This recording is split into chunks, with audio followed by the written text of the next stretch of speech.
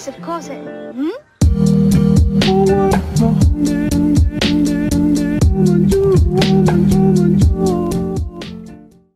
Hello, everybody, and welcome back to another episode of the Michael Mulryan Podcast. Thank you guys so much for tuning in and listening. Our guest today is a Quinnipiac professor, Professor Colomb-Lippa. She taught my anatomy and physiology class and is one of my favorite professors at the university, so really lucky and happy to have her here with me today to talk for a little bit. Professor CL grew up in New York, mainly Long Island.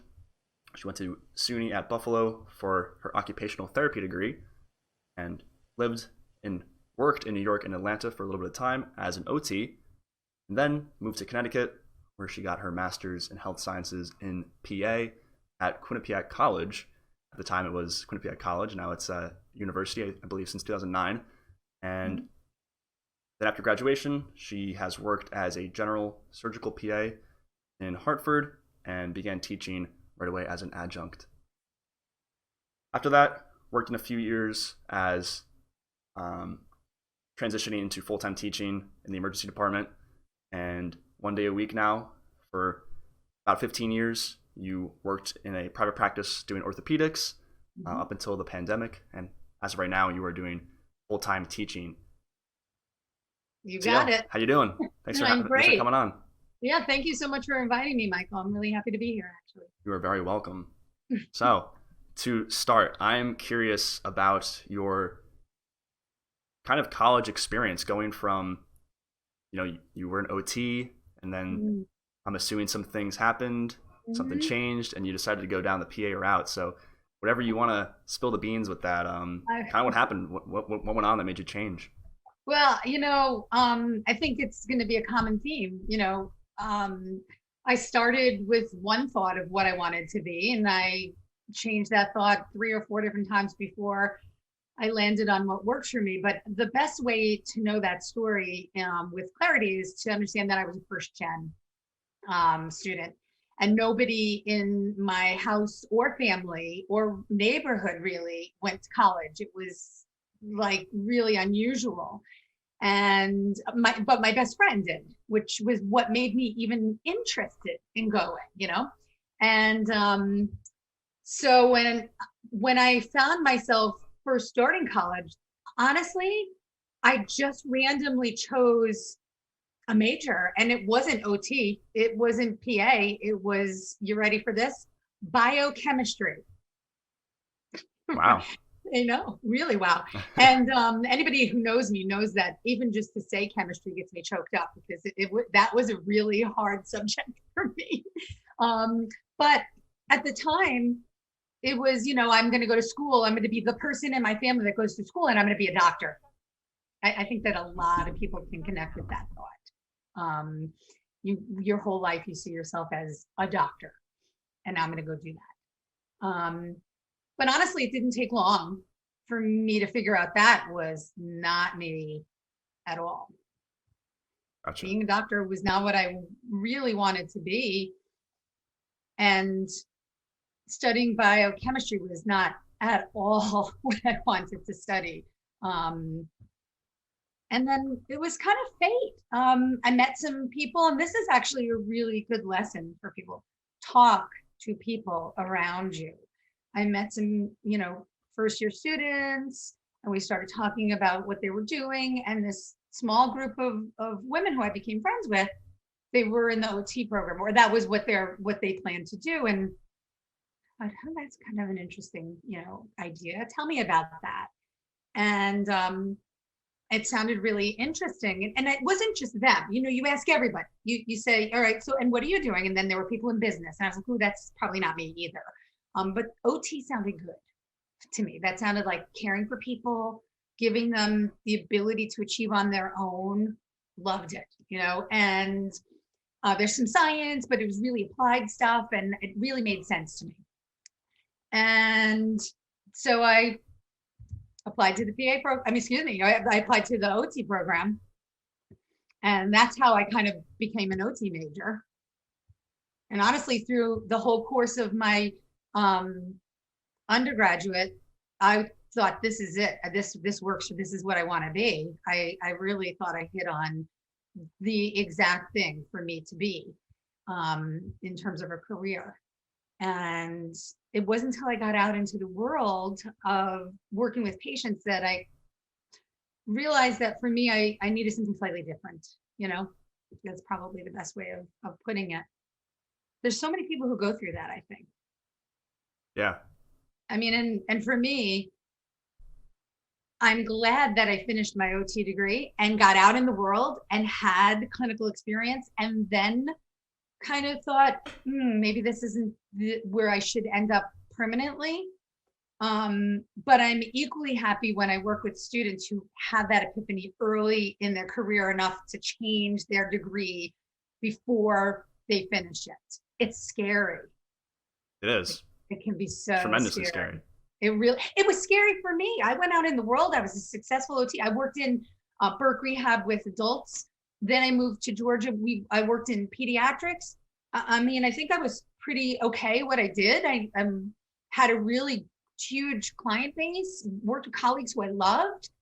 And then I was making this decision to make a change. It's so scary. Change is so scary. But really the reason that I changed from OT to medicine was I wanted to do something. I love OT and the idea of rehab medicine. And I love the idea of helping people to regain independence. You're going to love it, Michael. It's like, it's so amazing to help somebody to feel more like themselves after an illness that made them feel completely unlike themselves. So that is really rewarding, but I wanted to get in before that. I kind of wanted to maybe help them prevent having that type of injury. And also, this is going to sound ridiculous, but I wanted to do surgery. Yeah. I love anatomy. I wanted to do surgery. And so, guess what? OTs don't do surgery. Yeah, they don't, unfortunately. Is not something that they do. And the closest that it comes, I would say the rehab professions, the closest that they come to surgery is like wound management. And I was struggling to even be able to find positions, that allowed you to do that, because I thought, well, that kind of fits with what I want to do. Maybe that's what I'll do. But yeah, that was kind of the progression from OT to PA, somewhat condensed. Gotcha. I already have a ton of questions just off that little instance. Great. I hope I have answers. Yeah, I mean, as a PA, I know there's some limitations to, obviously a physician has, I'll say, more responsibilities, but the PA shares a ton of those. And surgery was interesting to you. As a PA, how in depth of surgery do you get to, are you the main person doing surgery, or is there a physician, or how much do you actually get to do? It's a very good question. And I think that this is an area. So first of all, let me tell you, when I was making this transition, it was a million years ago, probably before you were born, and people didn't quite know what PAs were. And so that question is a really good one, because at the time it meant something slightly different than it does now. As a matter of fact, when you introduce yourself as a PA to a potential patient at the time, they'd be like, wait, whoa, get the doctor in here. And now, of course, that doesn't exist. But one of the things that you said that's really important to point out is that a PA always is supervised by a physician. And that doesn't mean that the supervision happens right there, holding hands, kumbaya, it means that you have to work with a physician who trusts your judgment and who has trained you in a manner in which she or he is comfortable with you caring for their patients, and then collaborate whenever that's necessary. Now in the OR, collaboration is always necessary. I was not, how cool, would it have been for me to take 27 months of school and then go to the OR and try to operate on somebody? Probably not that cool. So I was always first, at best, I was always something called the first assist. So in most operations, there's the surgeon, and then the person across from them is called the first assist. And that's the second set of hands. Some big operations have third assists, and that's separate from the surgical tech or nurse in the room. That having been said, the more you work with a physician, surgeons including, the more comfortable they get with your skill set, the more as a PA you get to do. Gotcha. And I was, I was getting to do the cool stuff I wanted to do. Yeah. It seems like it's a little bit up to the discretion of the physician. What the Absolutely. PA is. And the skill set of the PA, and the beauty of this career is that if you find the right collaborators, and that's super key. And by the way, that's key for anybody who's watching this, whether you are a PA or a communications major, you're going to be a teacher, find the right collaborators. Find, first of all, a mentor. Doesn't have to be an official mentor, just somebody who you look at and you go, I want to be kind of like that. And then find people you collaborate with in a really positive way. And if you're not finding them where you are, go somewhere else, And so that's true of being a PA. You need to be with a group of practitioners, not just MDs, PTs, OTs, speech therapists. Everybody needs to be working together. And if that's not gelling, it needs to be fixed. Yeah. Yeah. Can you give me like a rundown of like what is, because I've had a few surgeries, I've been in operating rooms, but obviously I was under anesthesia and stuff. Like, what is the typical makeup of like an operating room? I don't actually know like who's in there doing what. Yeah, it's a party. Actually, I'm joking, but not. I mean, it's kind of, sometimes the atmosphere is really varied. That's, I guess, the first thing. The atmosphere is incredibly varied, and the atmosphere is, the tone of the atmosphere is set by the surgeon. There's no question about that. And that has to be respected, but that having been said, the makeup really can vary depending on the type of surgery. So a small, a minor operation, and no operation is minor to the person having it, but there are operations where you don't need as many hands involved. So something, I would say a minor operation would be like a knee scope, having like a scope put into your knee to take a look at the cartilage, right? We're calling it minor. So that type of operation would be the anesthesiologist, obviously. So that can be an MD, that could be a nurse, an anesthesia assistant. There's like different versions of the anesthetist. So those are the people we call the people behind the curtain. The patient doesn't really get to see them that much except for when the curtain goes down and before the operation and then after. They care for the patient. Really, they care for the health of the patient through the entire operation. Then there's the surgeon, the primary surgeon, which is an attending, meaning that's somebody who's been long done with their training. They have their own practice. These are men and women who are well established. And then there's assistants. Now, those are the things that can change. Some surgeons primarily use PAs. Some surgeons work in a hospital that's a learning institution. That's where you're going to see residents. And, these are high level residents that are learning. And sometimes I operated a lot with residents as well. There would be the attending, me, and a resident. But at very minimum, there's the surgeon and then the assistant. Could be a PA, could be a resident. And then there's a person who manages the tools. And that could be a surgical tech or a surgical nurse. Both of those people are trained to do that. And then there's a person who runs the room, who basically is like the producer of the movie that's happening in that room. And that's the nurse in charge of that room. So that's usually an RN. That's minimum. That's minimum. I mean, but by the time you get to like knee replacements or big belly surgeries or reconstruction, like breast reconstruction, you've got far more assistants. You might have perfusionists who are managing the blood, that like in a cardiac surgery, radiologists. That's common. I forgot to mention that, but it is pretty common to have a radiologist come in and snap a film during a surgery. Somebody from PATH might need to come and run and get a piece of tissue. So it varies, but that's kind of the basic scheme. Gotcha. Oh, hey, I forgot to mention the most important person. Shame on me. Do you know who the most important person is? You're gonna have to tell me. I don't know. The patient. Oh yeah, you need one of them in there. You mean that? Shame on me for not mentioning them. They're the whole reason you're there. Yeah. So clearly, obviously, right? Yeah.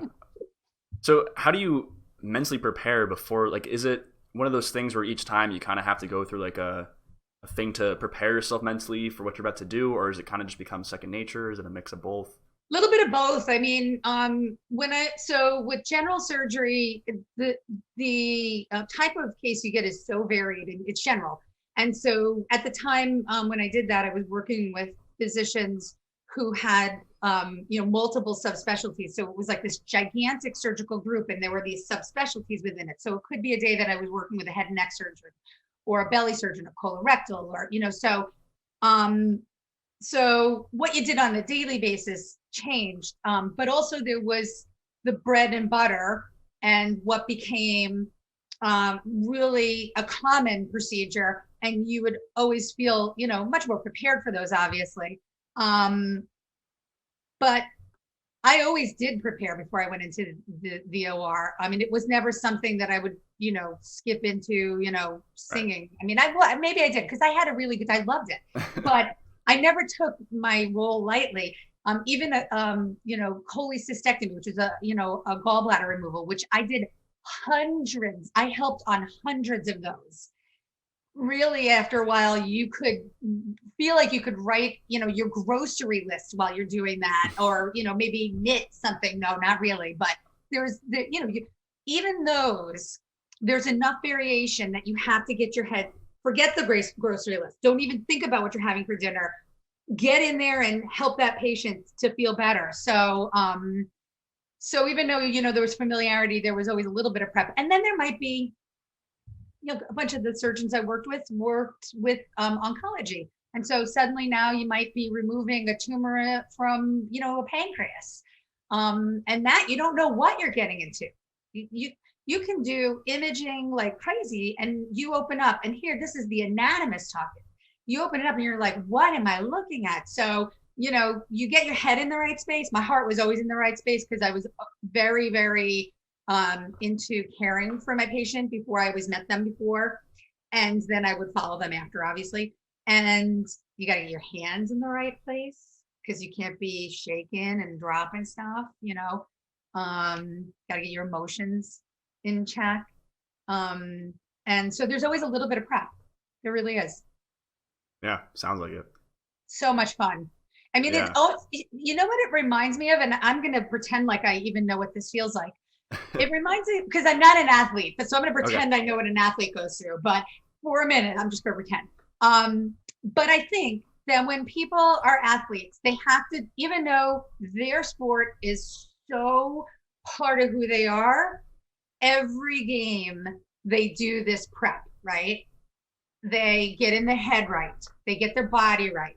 They get their heart in it. They maybe collaborate with their team. It's kind of the same thing. 100%. I think I've never been on a team. Does that sound like what a team does? Oh, 1,000,000%.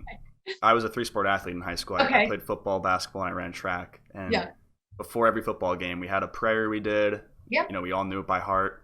It's still in my room at home, like up on the wall. We'd all say it, go crazy, and then run out on the field and stuff and start the games.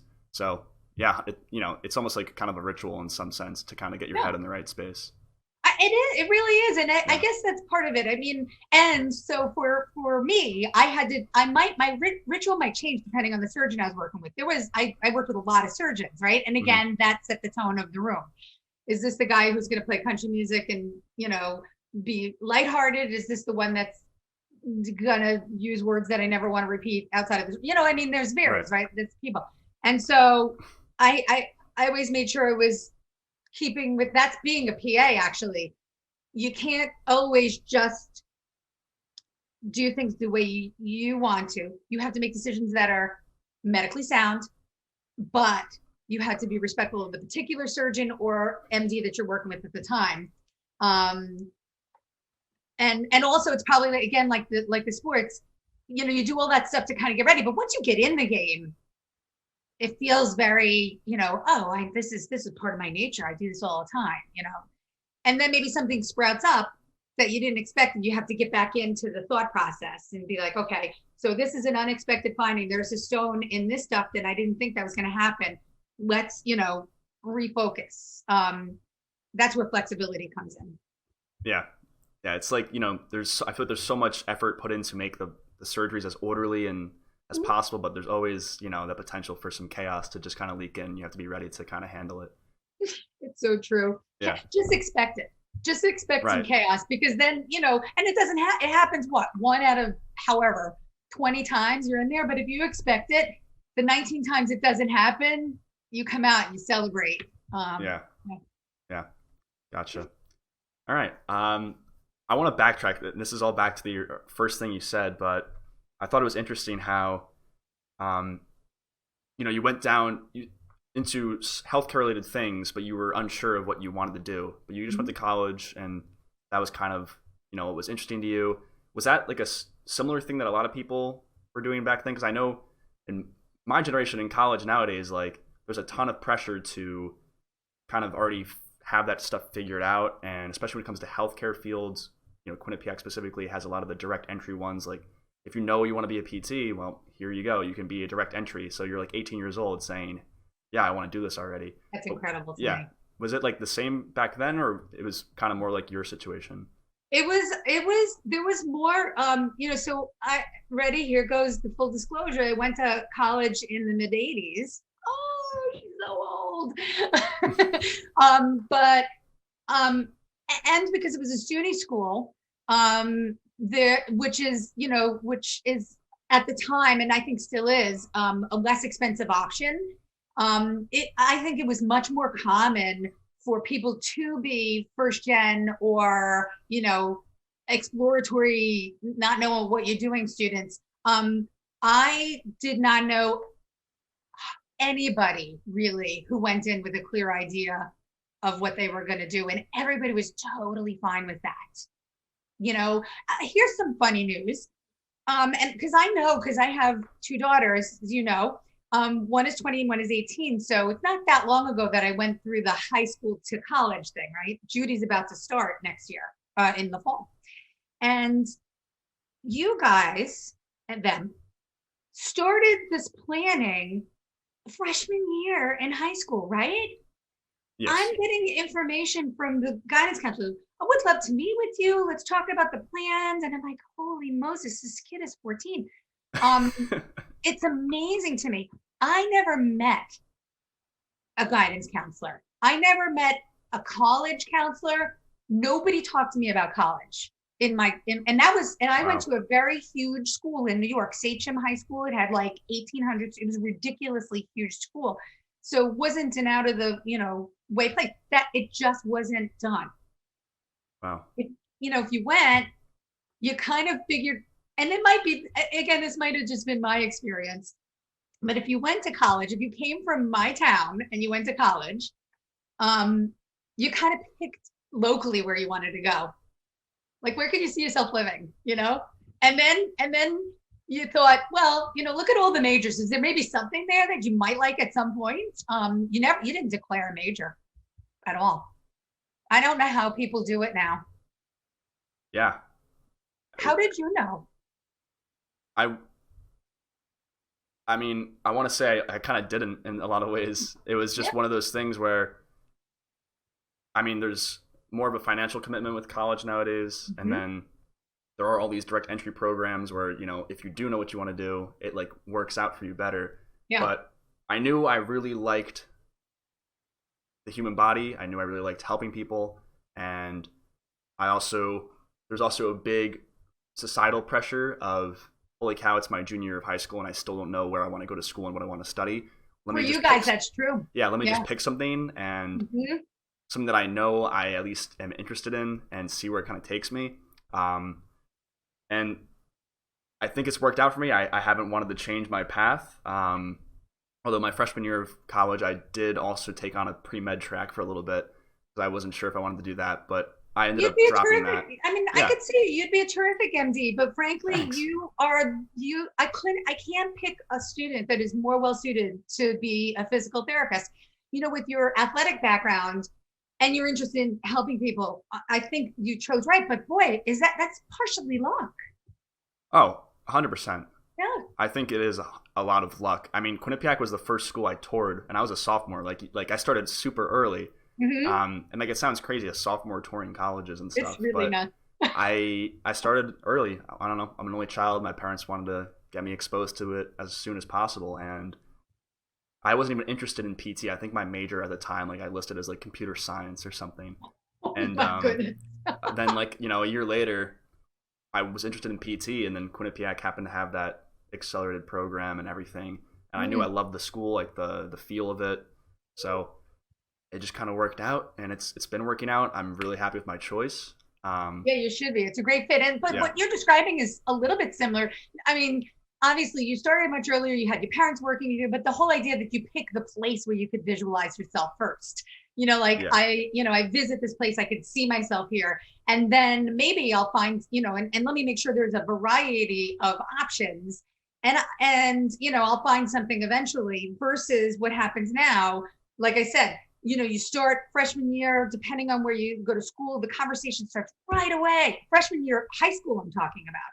Yeah. The conversation starts right away. What do you want to be? And shame on me, I have to say, when I meet a kid, what do I ask them? I mean, when I meet anybody from the age of 14 on, what do I ask them? Oh, how exciting. You thinking about college? What are you going to study? I'm feeding into the machine of craziness. Everyone does it. I'm part of the problem. Yeah, I think everyone does that. I mean, the amount of times I was asked that from just my entire time in high school, like that was everyone's thing. Like, oh, how you been? Haven't seen you in a couple months, years, or whatever. What do you want to do with the rest of your life? Totally. Just jump straight to that. And it's such a ridiculous question. But I really want to know, like, I have to tell you, when I ask that, I'm not saying you better know what you want to do with the rest of your life, even though that it might be read that way. What I'm saying is, I'm really interested in knowing what your interests are. Exactly. Really, but maybe that's how I should phrase it from now on, because there's less pressure saying things like that. But also, when I went to college, the presumption was people probably 50% maybe would go to college and the other wouldn't. Now the presumption is 100% of graduates from high school should go to college. And to make life even more difficult, 90% of those people should be definitive about what they're going to be when they grow up. It's unreasonable. Yes. But I think you bring up a really good point, and that is I paid $64 a credit when I went to college. And so if I didn't know what I wanted to be when I grew up, it might have cost me a couple of $100 extra, right?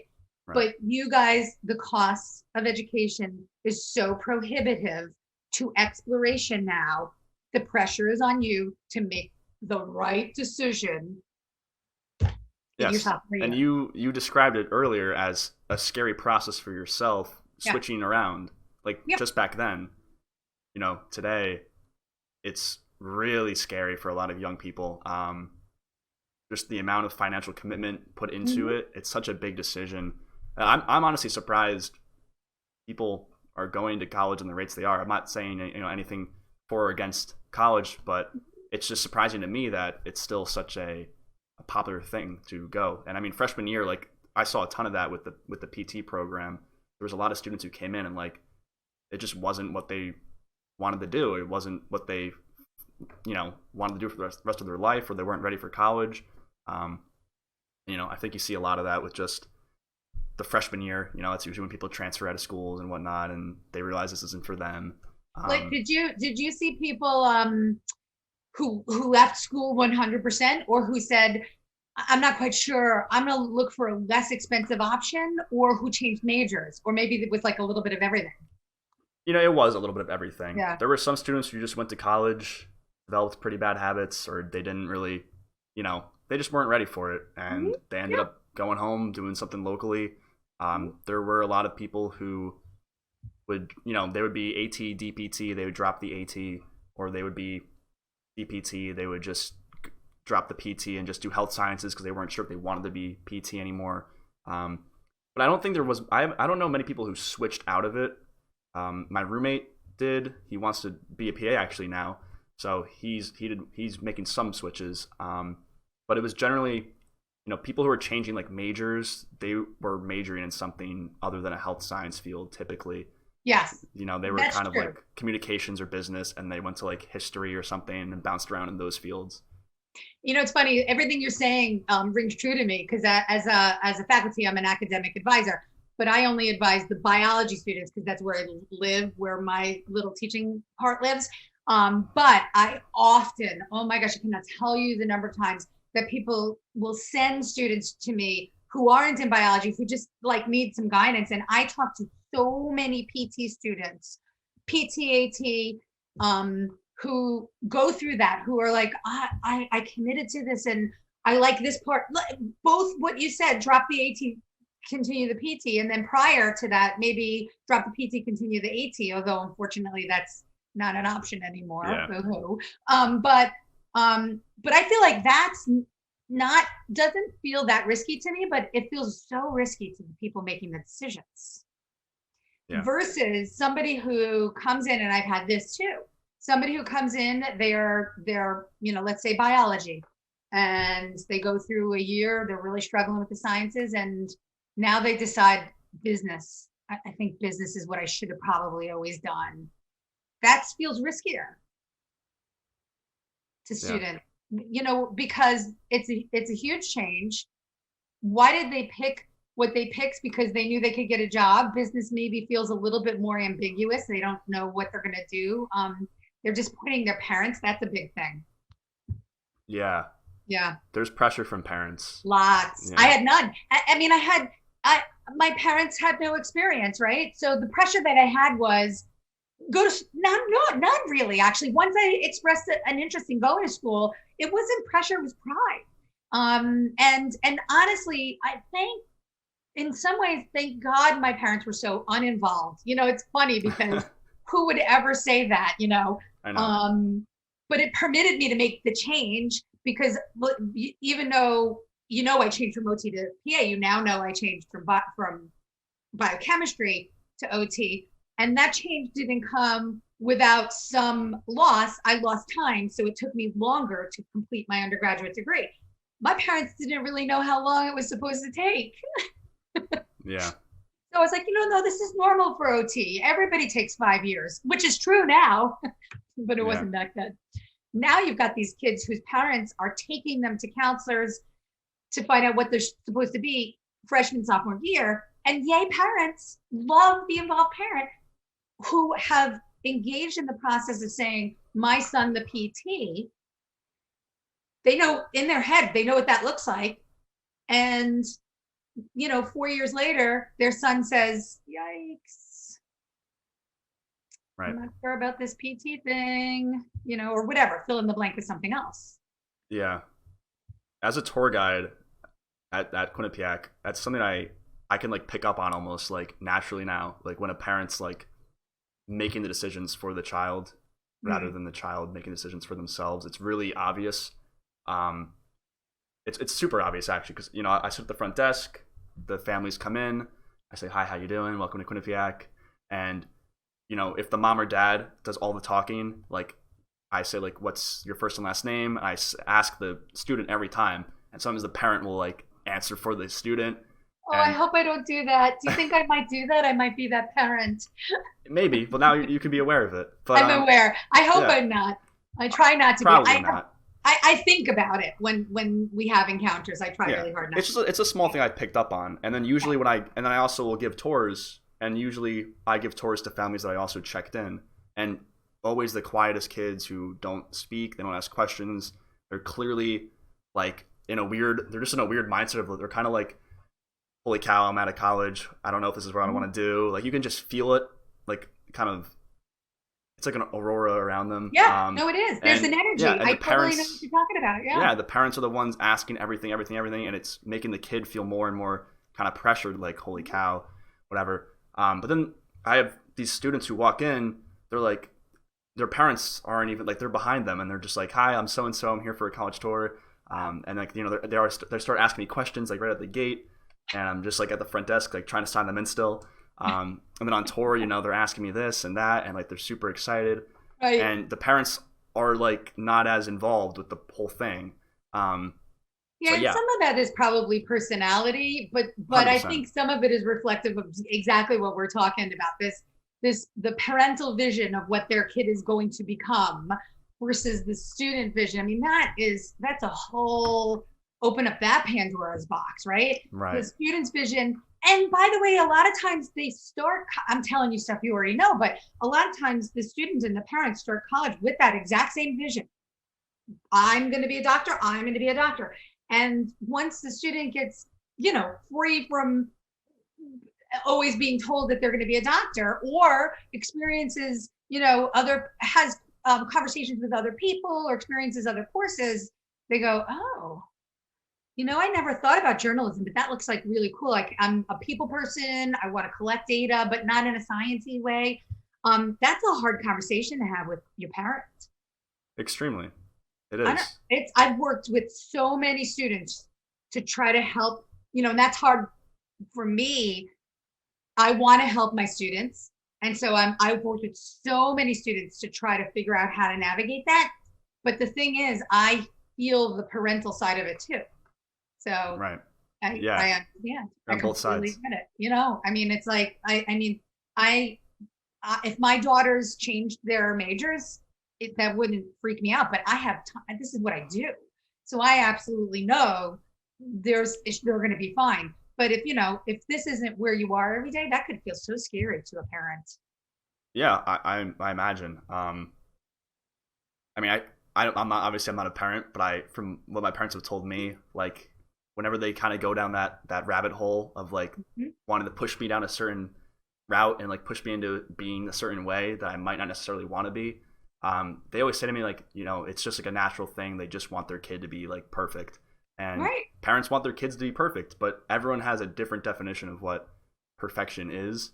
And I think that's just where like some of the troubles arise, especially when, and this is more of like a psychological, philosophical thing, but when you craft an image in your head of like what someone's life can look like and what it's going to look like, and then out of nowhere, like the kid is suddenly saying, no, I want to be somewhere over here actually. Then like that kind of destroys the image you crafted of like how things are going to play out. You kind of lose the predictability and everything that you expected. And that's it. And as a parent, if you can't predict that your kid is going to be okay, that's the scariest thing that you have ever experienced. But you just said some interesting stuff. The idea that you have the idea of what a perfect, a perfect child is, or even a perfect experience. And, I think that I might have figured out how to deal with that a little bit. I have to self-talk a lot to remind myself these things, but I realize now in, where I am in my life, that what that actually means, what it means, this is the question somebody posed to be successful for me has changed completely. And my perspective is, to be successful, you should be happy. I know you don't entirely agree with that, but that's because you're more about serving others. But I tell you that you can serve others if you're happier. I'm telling you. So if you are happy, safe, and kind, you're successful. That's it. That's it. So if you envision, what I do consciously is I do like a check-in. We have two daughters. Are Mary and Judy happy, safe, and kind? If those answers are yes, we are still successful. Gotcha. I mean, I agree with that. I know in my video. I know, but I get what you're saying too. The problem is, Michael, when I was your age, I was definitely more in your perspective, and it's okay. And I get what you're saying too. It is very, part of that makes it so broad that serving others and being, like me personally, I need more to feel successful. I need to be productive. Like, that's, to me, productive outside of my own needs. That's success. But that makes me happy, safe, and kind. So it's a byproduct. It's like a byproduct. It is. It is. Right. Yeah. That's what I mean when I say the ultimate goal isn't to be happy. Yeah. It's to do something that provides you with that. So like, you're not aiming to be happy, you're aiming to do something that provides you with happiness. That's you're what totally right. Yeah. So I agree 100%. I mean, what else did I say in that video? It was, yeah. I just remember hearing that, and I'm like, oh, he's happy. You're always happy. It's I am happy. It's like a funny thing, because what you don't realize is by achieving those things, you're happy, like right. that. Yeah. Right. So Yeah, it's for me, like when I was younger, when you're growing up, I remember weird things, but I remember like in like a preschool class, like, a teacher asking like, what do you define as like a successful life? And everyone was answering, you have a nice house, a family, like the white picket fence type Sure. of thing, the dog, drive a decent car, you like what you do for a living. Everyone was saying those things, and as I've gotten older, I've started to not really care as much about what I own or like what like my material stuff is. I've started to really value more so the people I'm around, my family, my friends, and like how much I'm laughing and like not thinking about other things besides what's going on in the present moment. That's kind of what defines like a wealthy, there's a difference between like wealth, there's, material wealth, and then like your just life wealth that you feel inside. So to me, that's kind of the biggest thing. Like you said, that's all goes into it. Well, but look at you, Mr. Maturity. I mean, that's like what you just said is a mouthful of maturity. It's something Thanks. that took me 50 years to get to. Well, probably I was there earlier than 50 years, but I mean, and part of it is where you came from. So to be fair, my background, my parents didn't go to college. We were, blue collar. Sometimes didn't have stuff that we needed. I never suffered, trust me. Yeah. But I remember growing up, I did think that having a house that I paid for, and maybe a car that would be cool, that would define success. And I was kind of thinking my parents would think that was success. But now I'm definitely 100% with you. Like or wealth really is what I mean, wealth. And Right. now I'm 100% with you. What's wealth to me is smiling for no good reason, spending time with my kids, teaching. I actually really love spending time with students. That brings me, kind of enrichment that you can't get from money. I mean, you get money too, which is kind of nice. Of course it is, yeah. That's a byproduct. Yeah. And I think that's why I enjoy doing these types of like podcast things so much, and I enjoy talking with people. To me, when I like reflect on it, I think it's just because maybe I guess the word is maturity. Like it's hard. It is hard for me, honestly, to have conversations like this with people my age. Oh, Typically, yeah, I imagine. they want to talk about things that I don't want to say are like less valuable, but it's just not as interesting to me. I'm more like to talk about like life and like other like deeper stuff than just like social media and whose house are you going to on Friday night. You know what I mean? Yeah, totally. So, I mean, but that's because your level, your personal growth is ahead of your same age peers. Most of them, and it is not a dig at your same age peers. They're exactly where they're supposed to be. They're where I was for sure. I mean, and actually, your same age peers are probably more mature than I was at that time. Yeah. But your level of being in touch with things that are a much more mature level, it's higher. It's just higher than your same age peers. So I imagine that's true. That's why you got to invite us old fogies to your. Well, thank you for that. And have conversations. Yeah, that's what I'm kind of trying to get at. Like, it's weird. I don't not enjoy talking with people my age, but typically the conversations I enjoy are with older people. Yeah. That's just what I've noticed.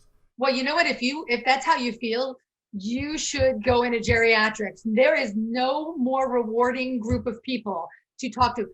Anybody over the age of 80, these are the coolest cats on the planet. I mean, the stories they can tell you about the things that they've lived through, unbelievable. It's funny you mentioned that because like that's probably, at least in my mind, one of the last routes I wanted to go down. But it makes sense. You'll see though. I felt my first job as an OT was in adult rehab in Burke Rehab, and it was stroke and spinal cord. So it was two ends of the spectrum. Spinal cord were young people, men mostly, young men, because they took risks and got a spinal cord injury, and stroke were old, mostly men again. And I really thought, I'm not gonna like the stroke. I'm not gonna like it, but it's not gonna feel natural. I loved those people. I loved their wives coming.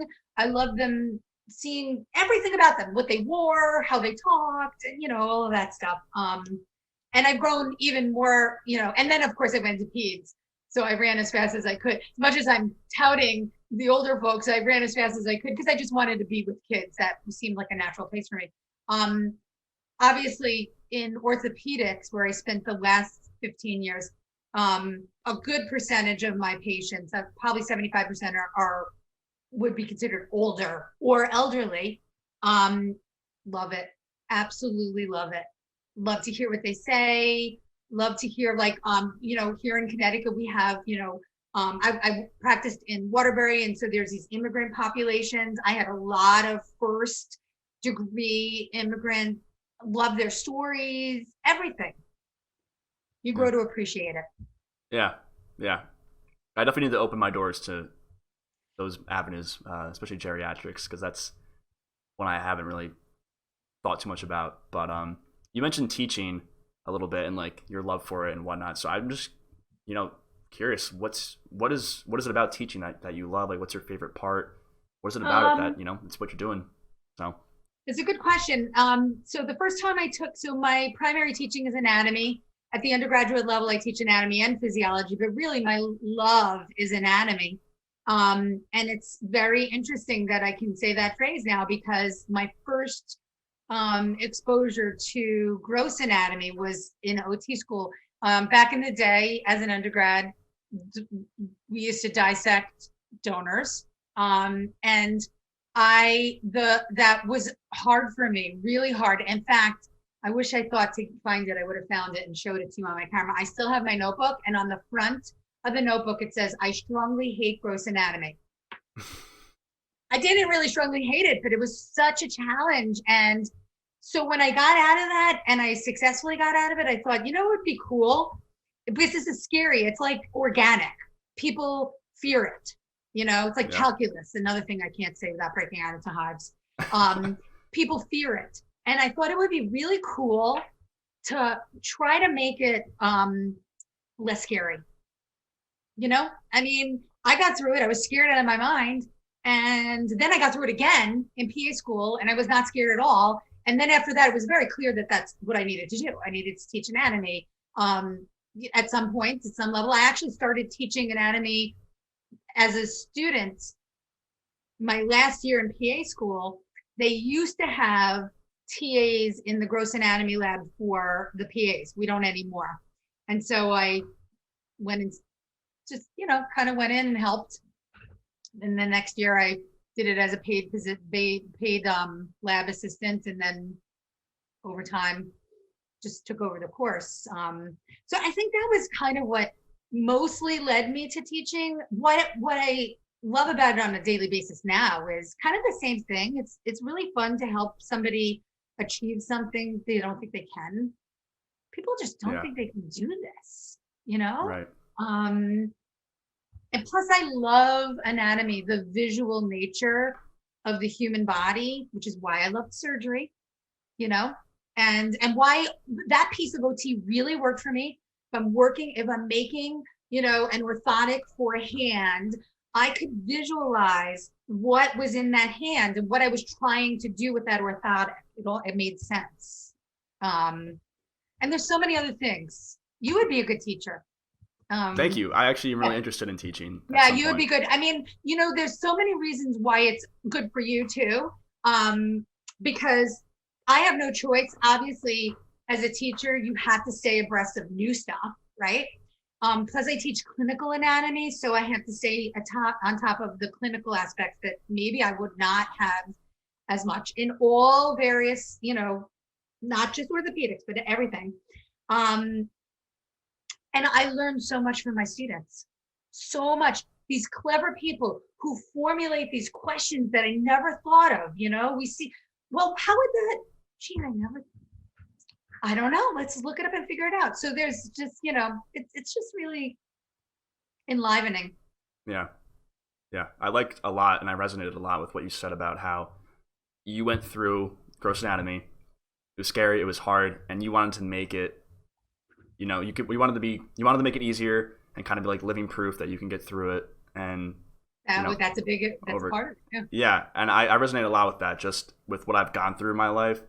I'm not sure if you're aware, but I broke both my heel bones in high school. The only reason I know is because of your the YouTube channel. The video you That's saw. That's the only reason I know. I didn't know it when we knew each other at, when you were a student of mine. Yeah. So, yeah. I mean, I keep it like low key, obviously, like not really anymore. I put it out on the internet and stuff, but it's not something I like talk about like crazy. But anyways, when I, broke both my heels, I have extremely limited range of motion in my right foot. I have arthritis in my right foot. My left foot moves pretty good, all things considered. No real issues with my left foot, but I still have metal in my left foot from it. I've had 3 surgeries on them.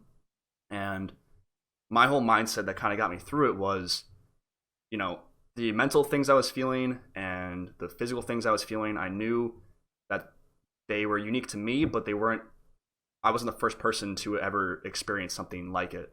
And so my mindset was, my life could just like fall apart after this, or I can make something of my life that then people can find admirable. And then also I can be the living proof that you can get dealt a really terrible hand and still, come out the other side as a functioning person who, is doing good stuff out in the world.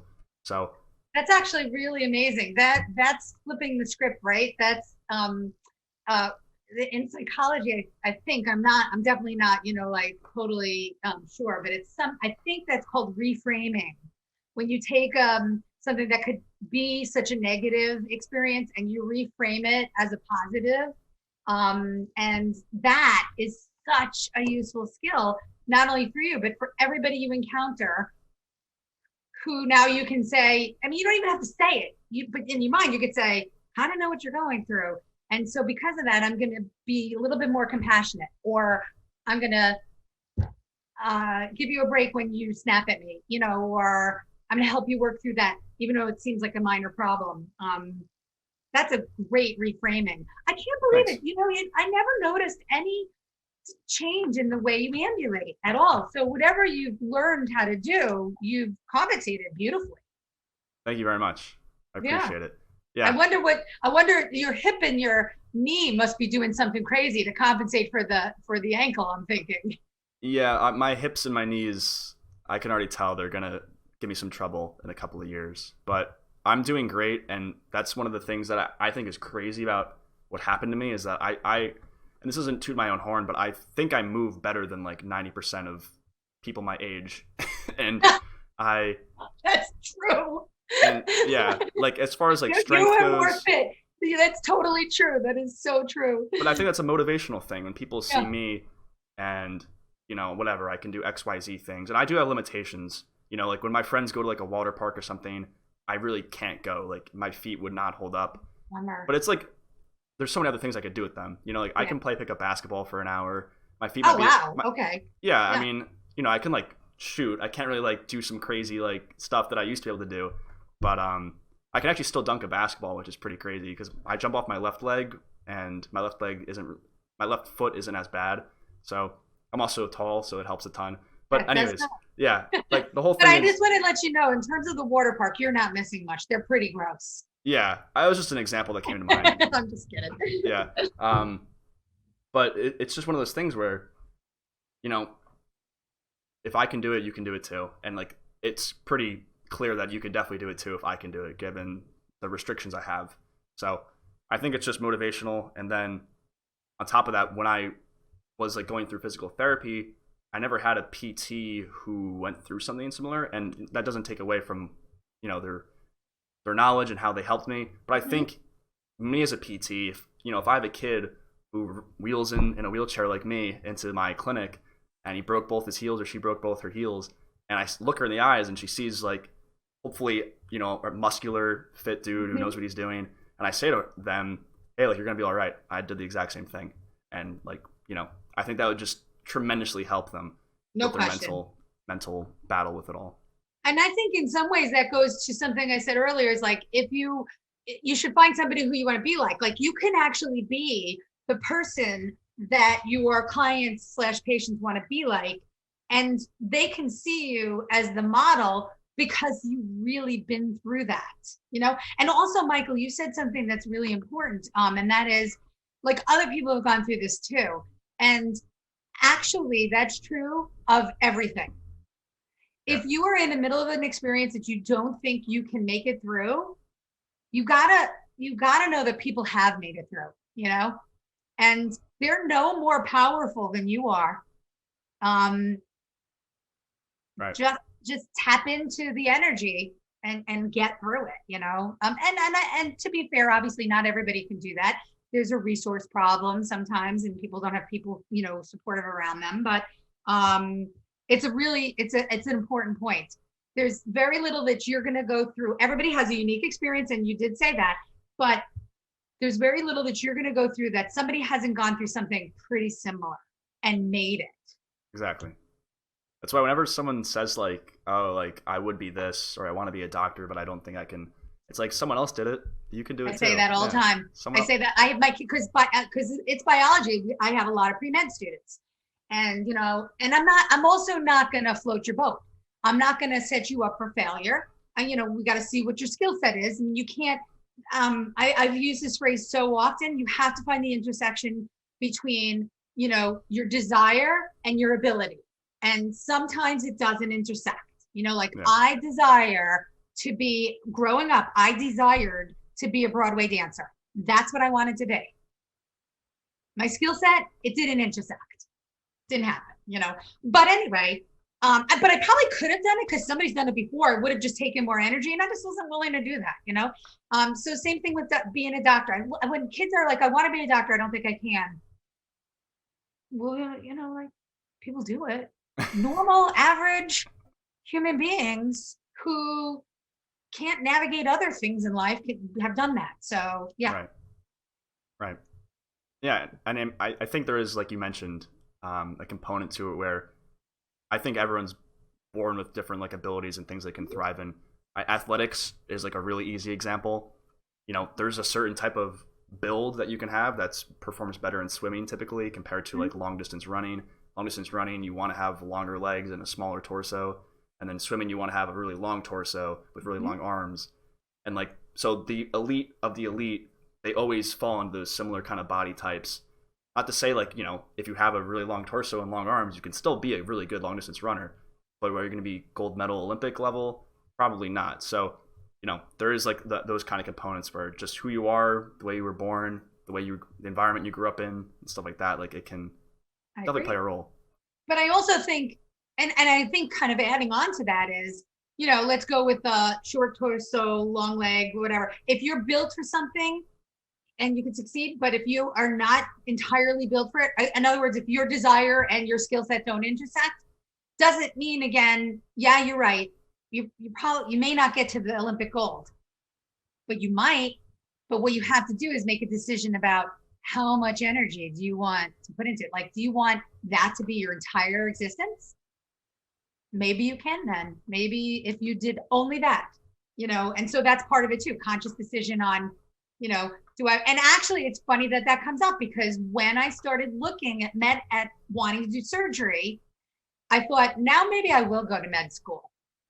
Conscious and by the way, my desire and my skill set did intersect. I had the grades and the ability to do it, but my desire to put energy into it, or my desire to do have a balanced life, helped me to make the decision to become a PA. Yeah, that's probably a similar reason why I stopped doing pre-med myself. Was, and you might disagree with this, but in my head, I personally felt I could be one of, if not the best physical therapists, but I don't know if I could be one of, if not the best doctors. I definitely do not agree with that. However, because you are not, do you see what you just said? Listeners, did you just hear that? I know, it sounds very self-deteriorating, I know. Right, you just said other people have done it, why can't, yeah, that's so self-deteriorating.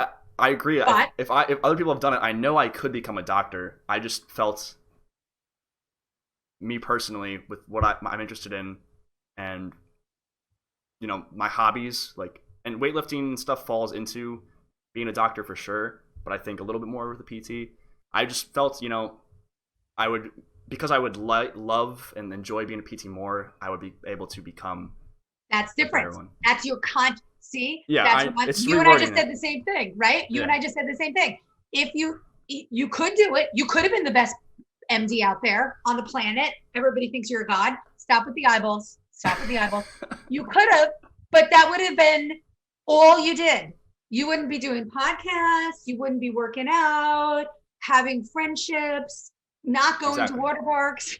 Yeah. But I mean, I'm not suggesting that it's 100% true, but I guess that's where the conscious decision of where am I going to be the best of what I want to be, but also be able to do all these other things, you know? But I think that I still think even if you were the best MD out on the planet, you are so much more well suited to be a PT. You're going to be helping people to independently mobilize their life in the right direction. You're going to be knowing your patients. Yeah. Which is not something that always happens to MDs, you know? Yeah, I mean, 10% of my life I've been inside of like a PT clinic. So it's just being an athlete. And then It's going to be like, probably it's going to be more like 90% soon since you're going to be practicing PT clinic. Right, Hope exactly. you like it there. Yeah, if I work in a clinic and everything, by the time I leave Earth, I'll probably almost like 40% of my life will be spent in some sort of PT environment. But it's pretty cool. True. Yeah. All right. Switching gears a little bit here. Time management. I'd like to talk to you about time management. You know, first of all, time management when you're in school, we'll start there. So PA, you're in PA school, Quinnipiac College. What does your day look like? What is the time management like? Yeah, I mean, you know, it's so funny that you picked that, because I would say that if there was a way for us to blood test students for time management skills, we would be able to tell who's going to struggle in school and who isn't. That is like the number one skill for success in literally any field. And I could speak to PA because it's where I spent most of my time, obviously, but it's true for OT, and I work with students in PT, nursing, pre-med. So it really is necessary for everybody. And this may sound overbearing, but my method and the method that I suggest to people is literally managing practically all of your time. And may sound like that's too restrictive, but when I say literally managing all of your time, what I'm saying is you have a calendar that you write down your things you absolutely cannot miss, classes, work, whatever. You have periods of time that are dedicated study periods. And then you also have periods of time that are dedicated, I'm not studying during this time frame. You know, I'm going to do something different, you know? So you don't have to say what you're doing necessarily in those restful times, but everything should be scheduled. And now I don't know that this is necessarily true in every major, because I think sometimes expectations are different and schedules are different. But in the graduate world that you are just entering into and that my kids are in now, in the PA world, it's 100% necessary. I tell them to do that on the first week that we meet. Many don't, and then they have trouble in their first sets of exams, and when we meet again, they say, you know what, I should have done that. You know, I should have done that. So time management is not something, it's not a skill that always comes naturally to people, but you could develop it so easily. Really. Yeah. What do you think of this? For me personally, I've always had pretty bad time management. I was always putting things off, not to the last minute, but I wouldn't, I would rather be doing something else than getting a homework assignment done. So I would usually push things off. And then at college, I really needed to improve my time management, obviously, just because it's more independent and accelerated PT program, plus doing other stuff. But that's the thing, is the more things I got involved with at school, the more my time management improved. Oh, so yeah. Like when I was only doing PT, I would get back from class and I would just be like, all right, I can play video games for a couple of hours, sit down, do that. And then all of a sudden it's 10 p.m. I pushed it off. And then I have like 20 chemistry questions I have to do for 11 a.m. the next day. And, then I'd be stressed out and whatnot. But then when I joined a fraternity and got involved with like the leadership side of it, and then, working on campus and whatnot, all these things started filling up my calendar. And it started making me more like, oh, I need to like actually use my days and my time more efficiently.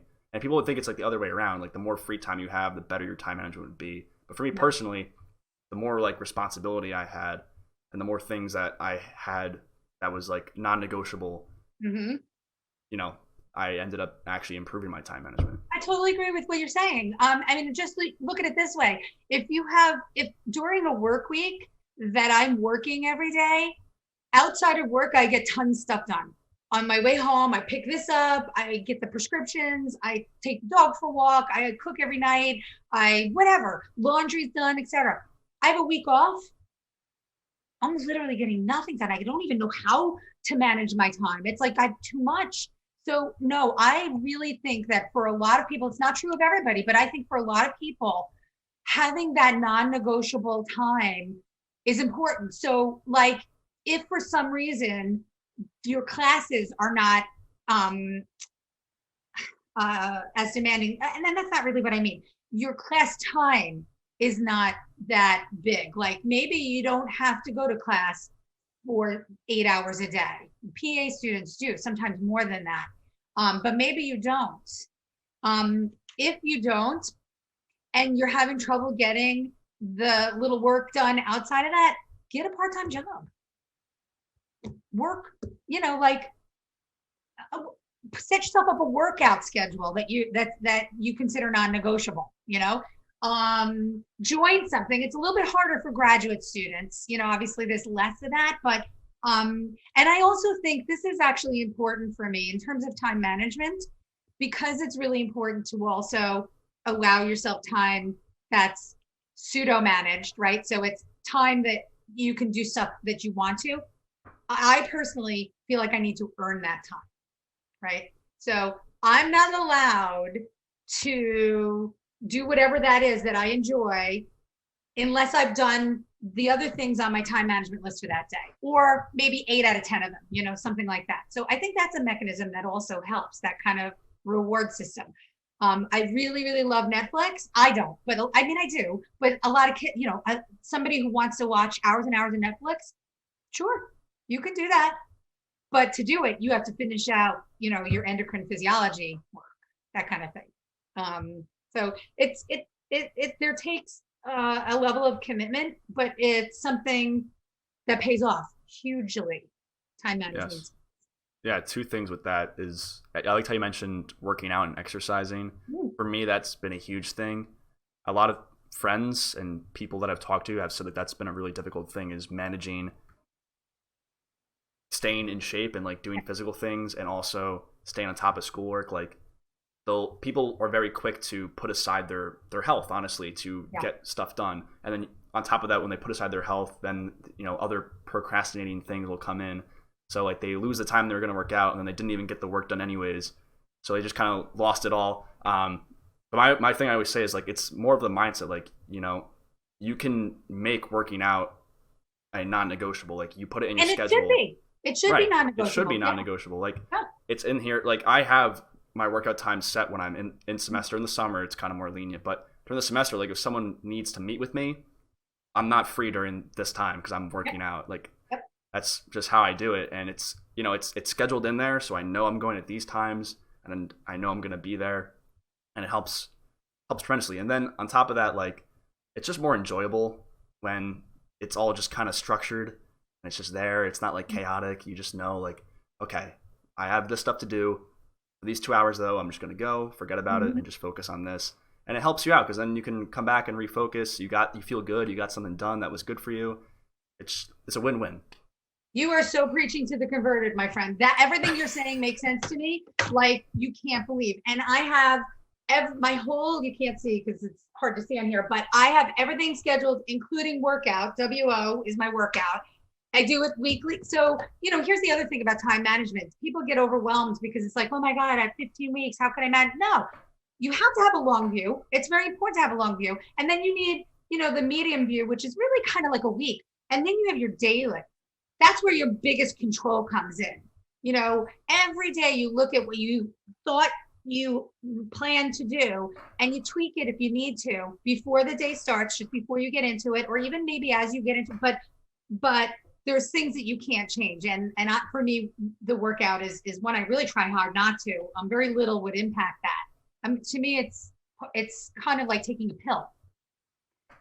I would never not take a pill if I needed it, right? I need to work out. It gets my head straight, and that's, I'm going to do that. And just as you mentioned, if I have my whole day scheduled, I don't feel bad about the hour and 20 minutes that I'm doing that, because I know I have time on both sides to get the other stuff done, Right. Alrighty. What would you say are the most important skills someone going into healthcare should invest time and maybe even money into developing? So that's pretty hard. So there's very little that money can buy that will help you. But I do have one suggestion in terms of money. Let's hit that one first. And this is time too. I think it's really helpful to be bilingual. I kind of wish I was. I used to be bilingual in American Sign Language, really fluent. And I could really, if I needed to, I could probably have a choppy conversation now.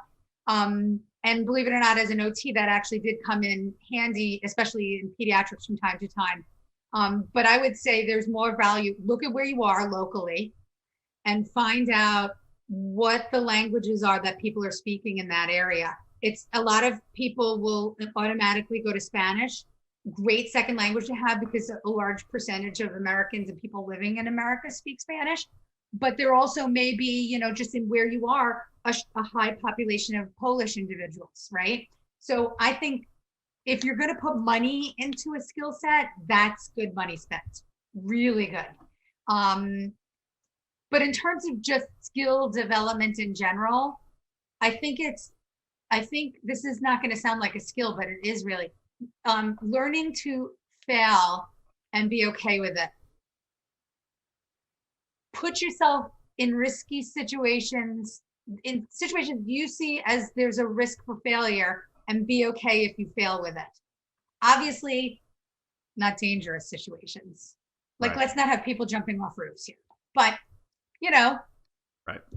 Speak a language with somebody that you're not fluent in, or, learn something that's hard to learn, and start to feel okay with whatever you define as failure. And because what'll happen is you redefine what failure is. And you will naturally be able to learn that whatever you didn't do right the first time, you do so well the second, third, or fourth time that it was important that you failed. Right. And that's true, and obviously as a student, that's true. And I would love to say that once you get out into the world of actually caring for patients, you never make mistakes, but it just happens. You try really hard not to. There's lots of ways to, but things do happen, and figuring out what went wrong and how not to make that go wrong again, it's invaluable. So be okay with failure. Time management, we kind of hit on. It's, believe it or not, once you get out into the world of working, time management feels easier to manage. I think we just are better at it by then. Maybe that's what it is. We've developed that skill set. And then something that you can work on, but this is so hard. How do you work on it if you don't have this? Adaptability. And that's a silly thing to say, because you're either adaptable or you're not.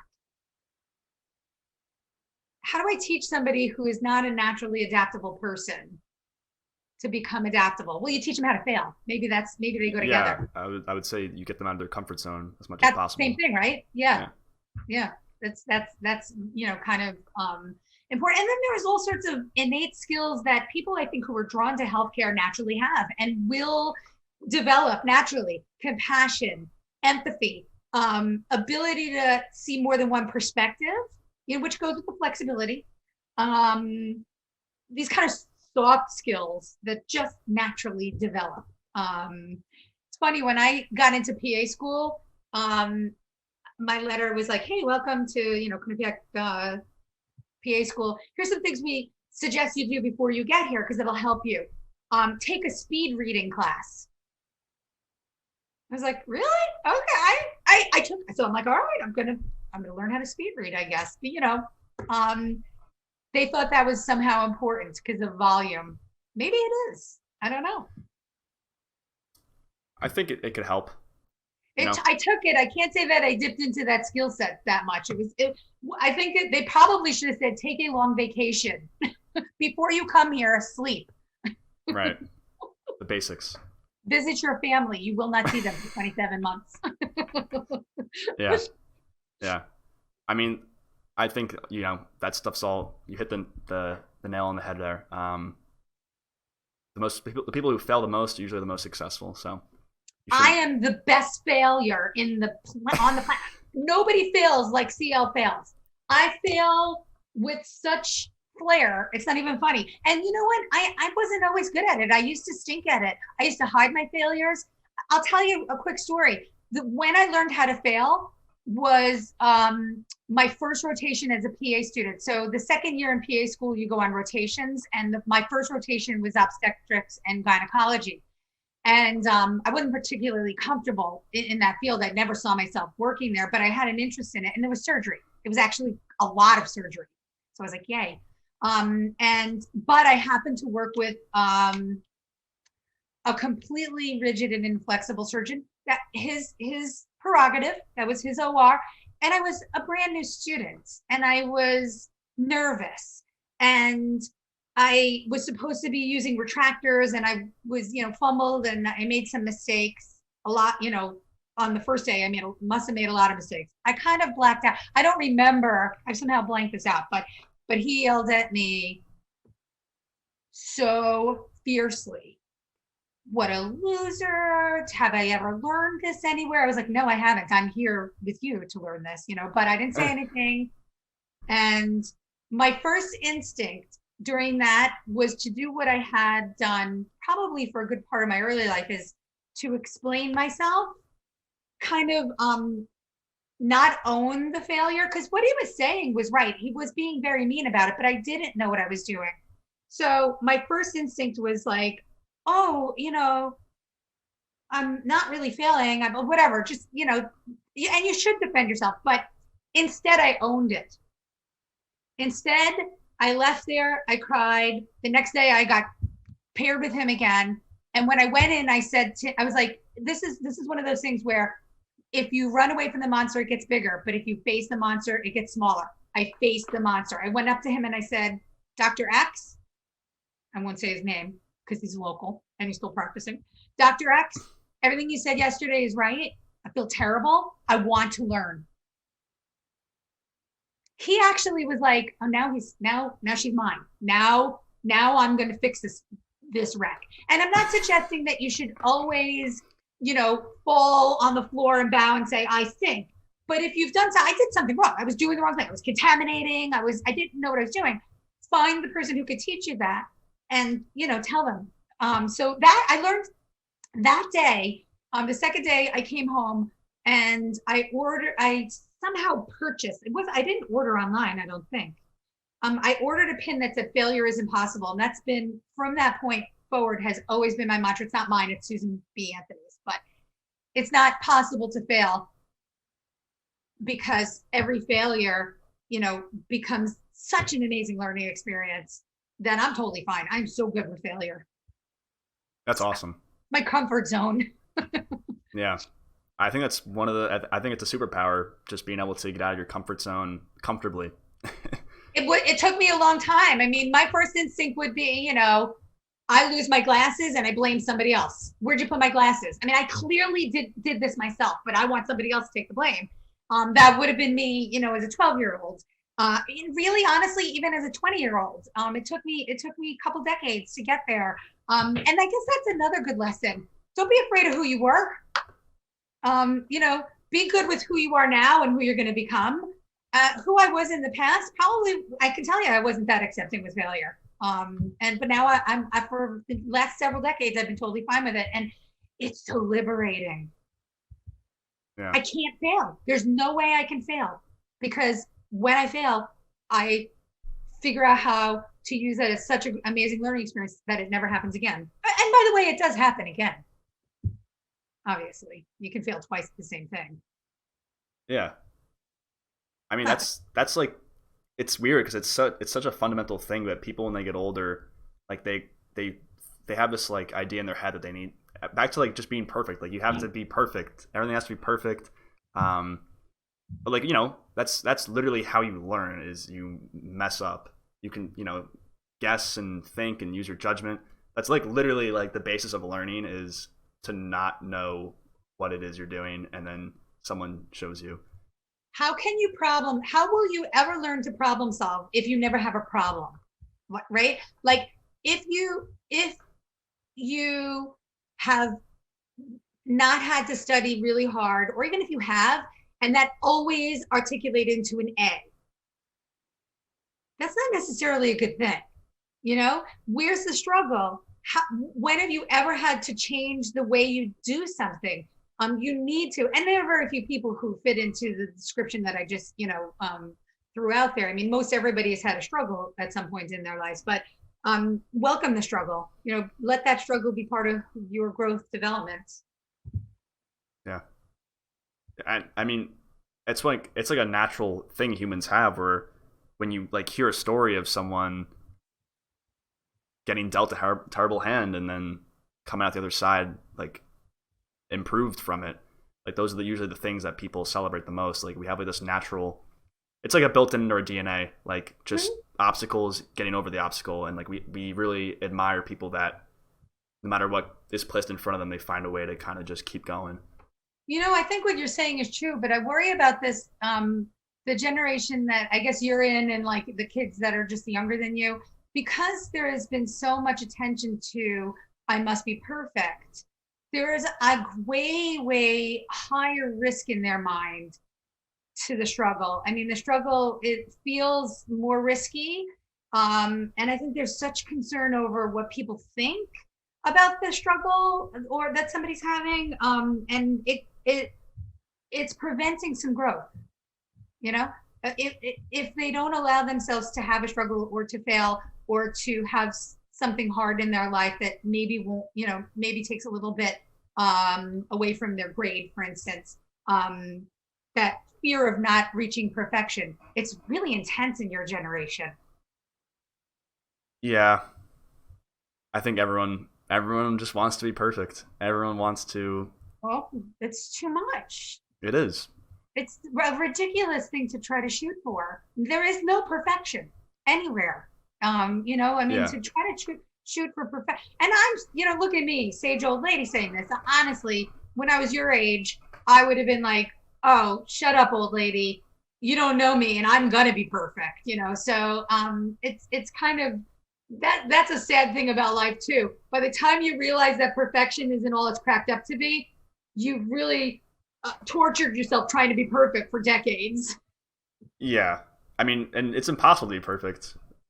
That's why we have like idols and ideals and stuff. There's always a constant move towards, there's good, there's evil, like whatever way you want to describe it, there's things you can move towards and improve.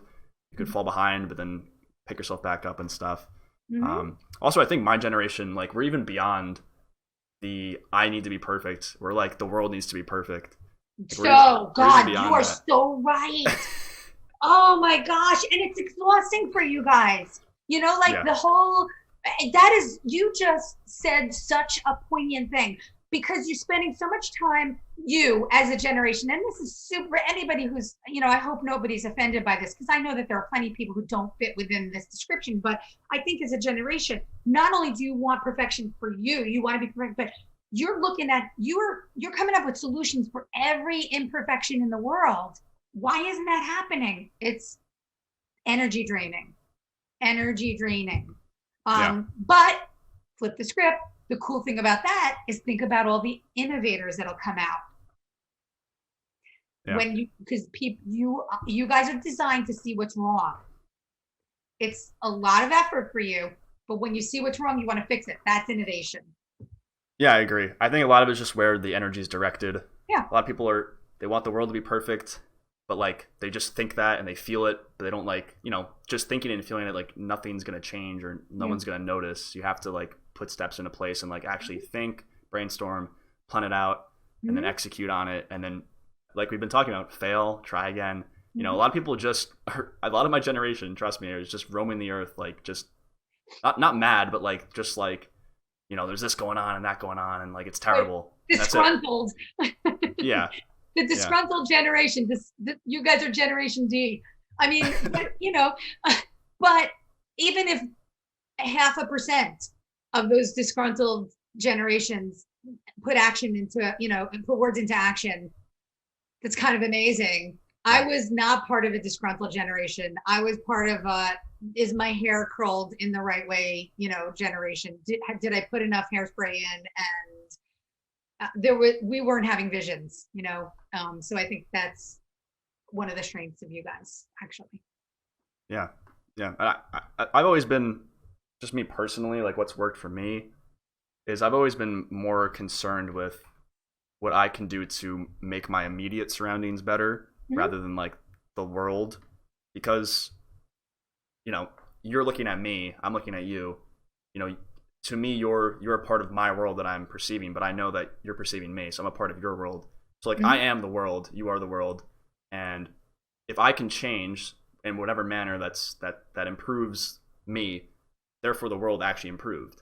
That's true. So I'm more focused on how I can improve myself, because when I improve, that rubs off on my roommates, that rubs off on my parents, that'll rub off on my children, anyone I work with, and then like those people know people and they know people, and then that's kind of my way of thinking about it. And I'm not saying you shouldn't volunteer at your local church or your soup kitchen and all that stuff, or try to cure cancer, but like that, I think there's a lot of great things that you can do for the world by just changing yourself.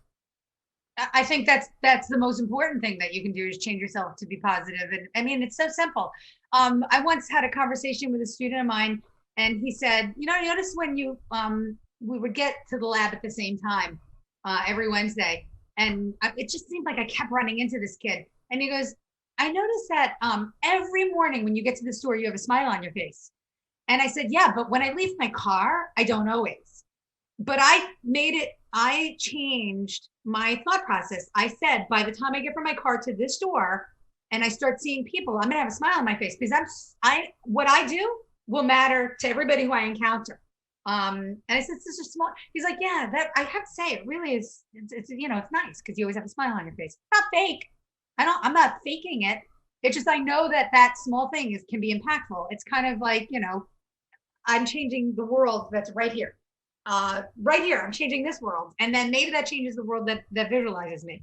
But there are people who feel like their impact is big, or I should say, there are people who feel that where they can be most impactful are the big sweeping gestures. Awesome. Let them do it. I don't think I could. I don't think that's my skill set. I think I'm like you, small impact in this world that I live in right here. And that will have the ripple effect. Right. Look at us.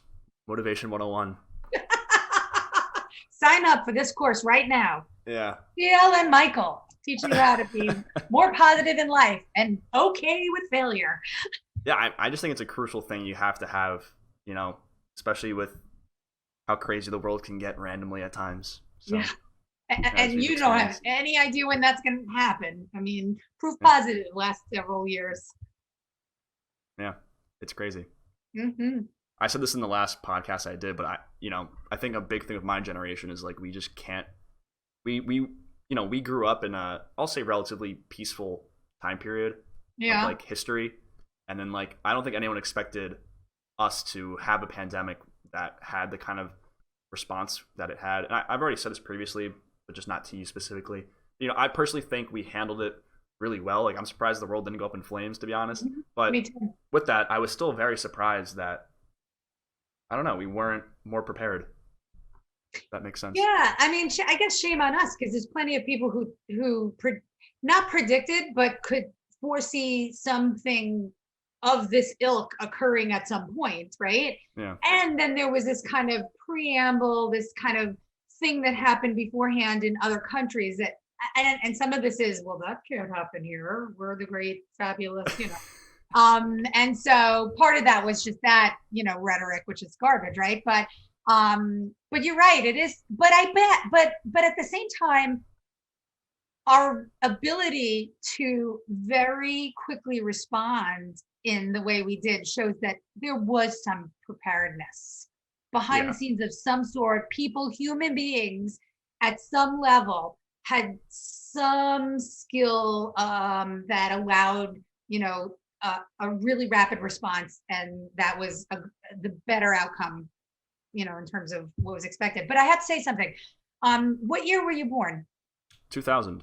Okay, so I think that you guys, one thing that you guys have dealt with more than us, you might say that you haven't had to deal with like a lot of uncertainty or whatever, or maybe like war, maybe not war, but you guys have had to deal with more unexpected things happening locally. School shootings, terrorism. I never had to deal with any of that. I mean, so your generation has a little bit of that. I thought I knew what I was doing, and then this crazy thing happened, and I had to do something else. And that's going to be, I think that's going to be a huge benefit to you guys. That allows you to be a little bit more flexible. It's forced you to be more flexible. Yeah, it's true. Mm-hmm. Crazy stuff's always happening. I'll get away with it. Yeah, it's all over the place. Alrighty, I do have one more question. We've been going for an hour and a half. You still good to go? Yeah, look at us. Oh my gosh. Yeah, no, go ahead. All right. The last question I have is, I'm not sure how much insight you have into this, but I'm just curious what your thoughts are on where do you think Americans' health is heading? You think that, the medical field, obviously, it's been rapidly improving and everything like that, but yet I feel like Americans aren't necessarily healthier, and we haven't really been getting healthier. So what are your thoughts? Do you think we're heading in a good direction, a bad direction? It's a great question. I mean, this question takes a really thoughtful answer, because my knee-jerk reaction is probably different than reality. So I have major concerns about the direction that America is heading in terms of health. And that's weird to say because of all the things you just pointed out. Science has, for crying out tears, in a very short period of time, we made an effective vaccine against something that seemed like we were never going to tackle. I mean, so clearly science is giving us tools to deal with health issues as they arise. Where we're failing is self-regulation and self-accountability, and maybe even bigger than that, actually, access. And they go hand in hand. So there is a whole group of people who are making decisions that put their health at risk. And everybody's made bad decisions. You make a couple of them. But you can't make it habitual. And one of the things that comes to mind is obesity. It's something that I think about a lot, because I think that I'm scared about the fact that Americans are becoming more obese, but there's so many reasons why. And one of the major, and it's very easy to look at people and go, self-regulate, don't do this. Here's the facts though. Larger percentages of underserved populations are obese. Why? Poorer access to healthcare, terrible access to fresh foods. If you can get it, they're the most expensive thing. Very easy access to dollar meals, and almost no access to the ability to exercise. I'm worried. It worries me a lot, actually. I think that there's going to need to be huge change to impact this positively for all Americans. People who will be impacted immediately are the ones who already had access to everything. White female. I can find fruits and vegetables right in my backyard. But people who have been impacted, the most negatively in terms of the health trends, it's going to be a slower recovery for them if we recover. And I worry about it, honestly. And you want to know something too? Where the science isn't helping those people. The people who are sick because of access problems and health related issues related to obesity, science doesn't help that. Politics and local impactful movements help that. You know what I mean? It's not so much science. It's human beings doing something positive for each other. Right. So I worry. Yeah, I have worries. I worry a lot, actually. And every time I go out and I see people looking so unhealthy, and as an orthopedic PA, oh my gosh. Right. You know, it is totally expected for a woman of a certain age to be 5'2" and 170 pounds. A body can't sustain that,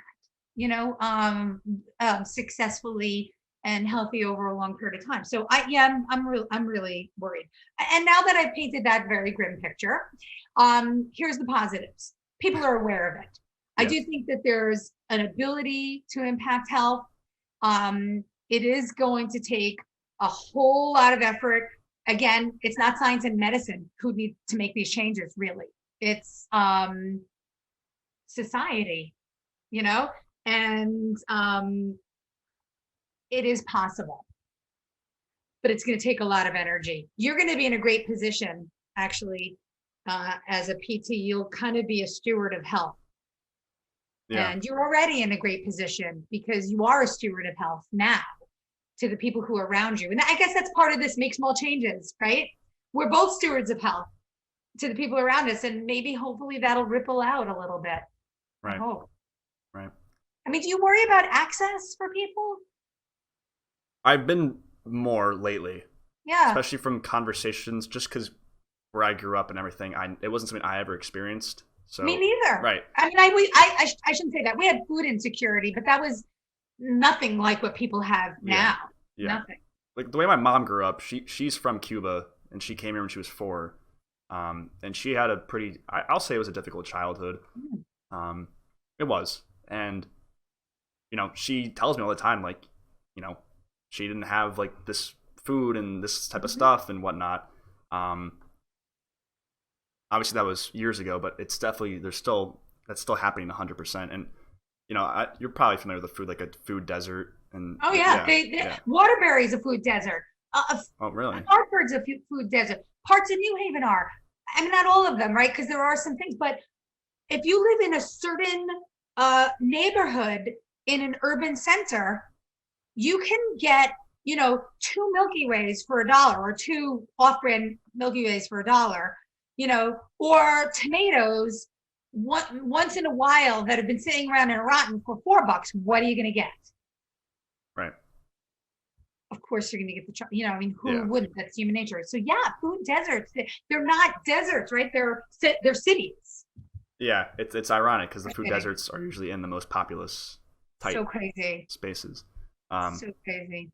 Yeah, I mean, I guess the main worry for me is like it's just fascinating to me that like the majority of things that healthcare is solving, I guess you could say they're like preventable through your own actions. It's the result There's no question. And I don't want to say your own actions because obviously there are situations where you have to make a decision, and the cheaper one, the one that's going to, financially make the most sense, is an unhealthier one. But a lot of the things that medicine is trying to tackle are things that are due to our actions and decisions, our lifestyles, rather than bad luck and a virus going around in the air or something like that. So it's interesting.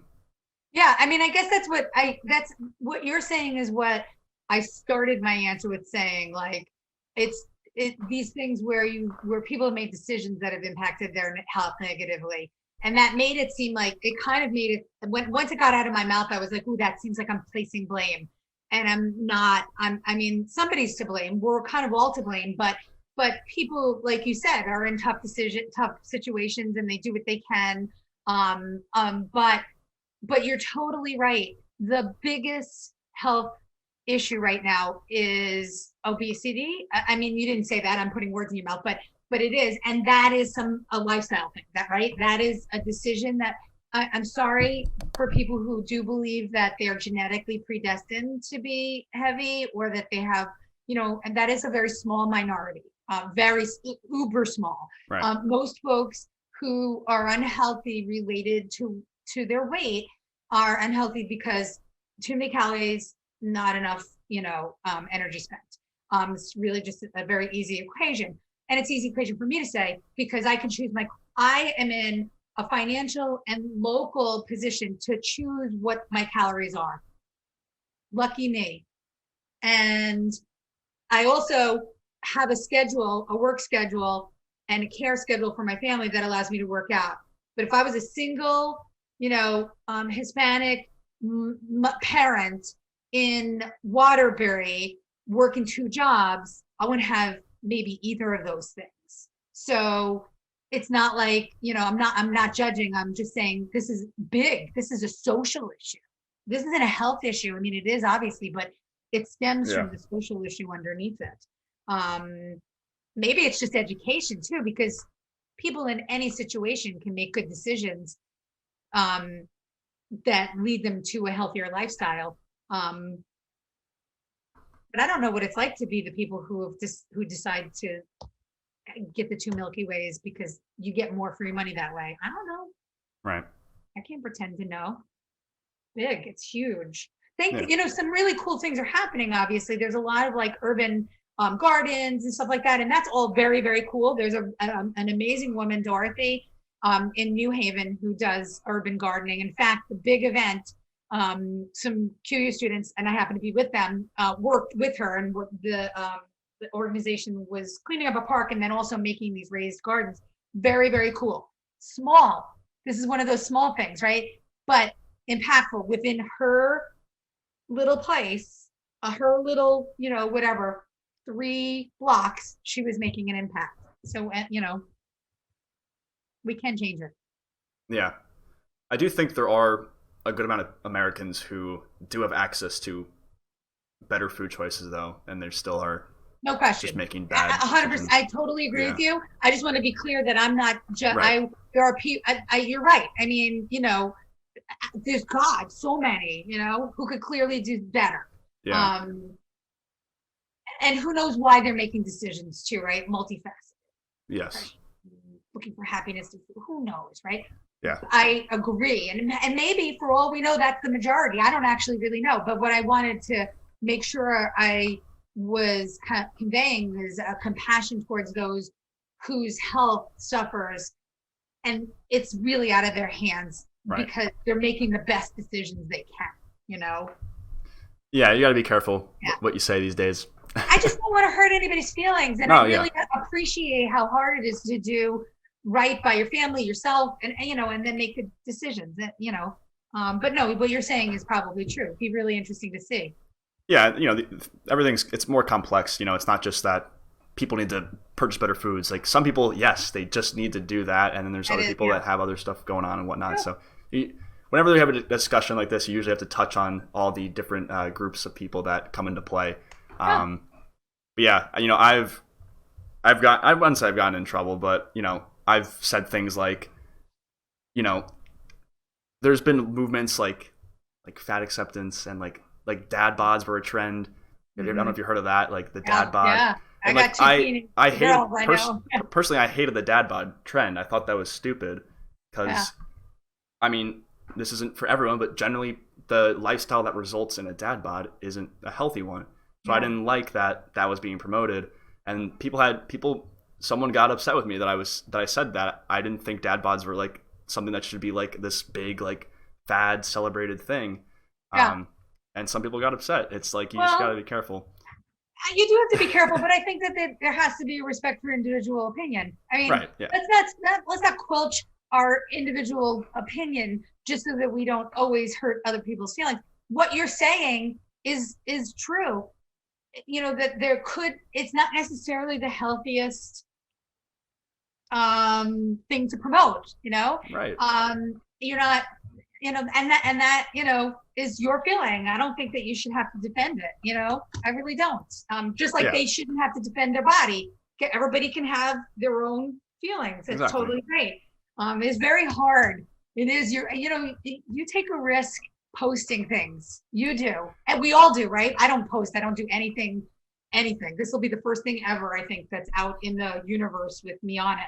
But when people do put themselves out there with their opinions, it's risky.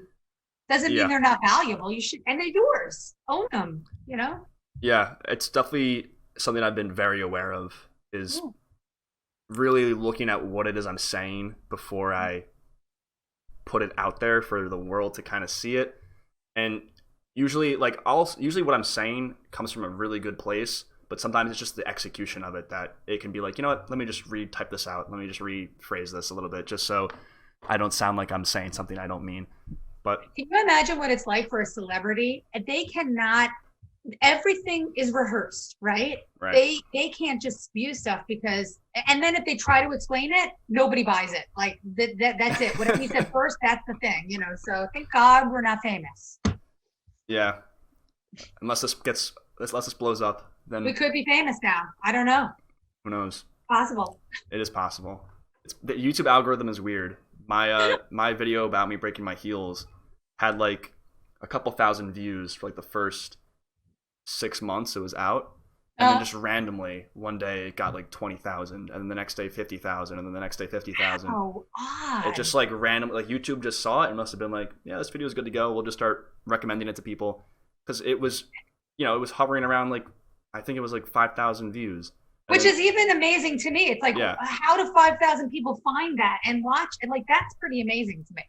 Yeah, I think it's just the topic, broken heel bones. Anyone who breaks their heel will Google that and find it. Yeah. So every day it gets, a little bit around 10 views just in like at the minimum. That's remarkable.